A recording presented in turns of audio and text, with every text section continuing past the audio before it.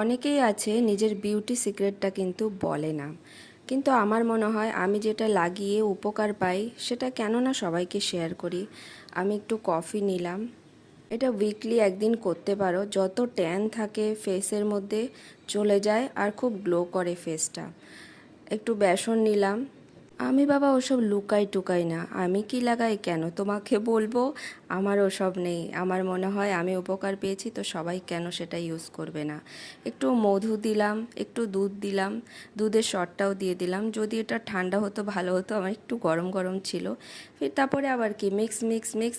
এরপরে এখন সিজনে চলছে কাঁচা হলুদ। কাঁচা হলুদ খেলেও খুব উপকার শরীরের জন্য, আর লাগালেও খুব উপকার ফেসের জন্য। যত পিম্পল वगैरह হয় না, সব ঠিক হয়ে যাবে।